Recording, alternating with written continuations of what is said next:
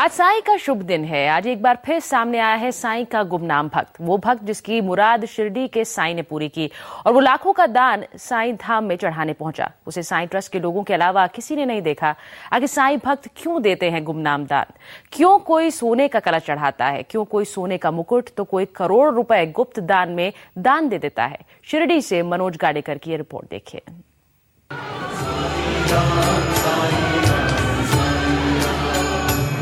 कहाँ रहते हैं साईं के गुमनाम भक्त? कौन देता है शिरडी वाले साईं को करोड़ों का गुप्त दान?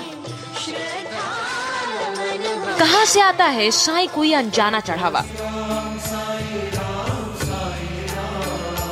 क्यों चढ़ाया जाता है साईं को गुमनाम खजाना?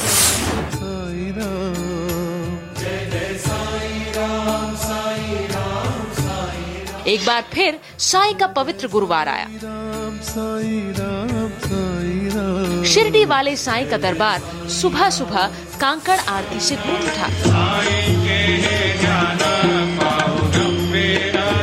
यहाँ हजारों भक्त आए। कोई मुंबई से था, कोई दिल्ली से था, कुछ नागपुर से थे तो कुछ गुजरात से भी आए थे।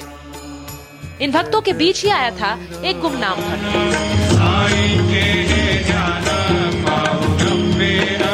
जो साईं को चढ़ा गया ये चमचमाता हुआ कलश। इस कलश में सोने पर शानदार नक्काशी की गई है। उस भक्त ने खास फूलों की नक्काशी सोने के इस कलश में करवाई। नजदीक से देखिए कितनी बेजोड़ कारीगरी है। सोने के कलश का वजन है करीब 1 किलो, जबकि इसकी कीमत है करीब 31 लाख रुपए। आज एक अज्ञात साईं भक्त ने लगभग 998 वेट का करीब 30,93,000 रुपए का सोने का लोटा बाबा को अर्पण किया है। शिरडी साईं ट्रस्ट के मुताबिक ये कलश दिल्ली से आए एक बिजनेसमैन ने चढ़ाया है। उस बिजनेसमैन की एक बड़ी मुराद पूरी हुई, इसलिए आज सुबह जब कांकड़ आरती के बाद मंगा स्नान हुआ तो वो इसी कलश से करवाया गया। देखिए साईं धाम के पंडित साईं को मंगल स्नान करवा रहे हैं। उनके हाथ में वही कलश है। दिल्ली वाले उस गुमनाम भक्त की यही ख्वाहिश थी कि गुरुवार का स्नान साईं इसी कलश से करें। वो ये भी चाहता था कि उसकी साईं भक्ति को कोई नाम न दिया जाए। साईं को मंगल स्नान करवाने के बाद उस कलश को काफी देर तक साईं सिंहासन के सामने ही रखा गया। अब साईं ट्रस्ट ने फैसला किया है सोने के इस कलश से रोज साईं को मंगल स्नान करवाया जाएगा। पहली शर्त मानने के बाद साईं ट्रस्ट ने दूसरी शर्त को भी पूरा किया और उस बिजनेसमैन का नाम छिपा लिया।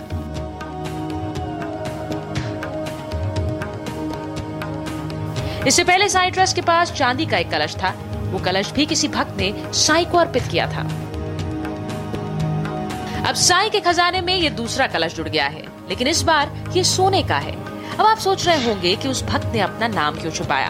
दरअसल गुमनाम दान देने को लेकर कई तरह की परंपराएं हैं। मुसलमान धर्म में दान देने के बाद नाम उजागर करना गलत माना जाता है।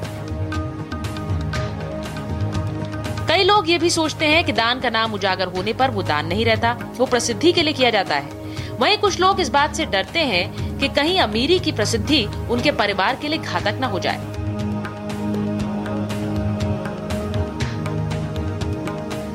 लेकिन साईं के धाम में ना कोई हिंदू बनकर आता है ना मुसलमान, वो भक्त बनकर आता है, मुराद मांग कर जाता है। मुराद पूरी होने पर खजाना चढ़ाता है।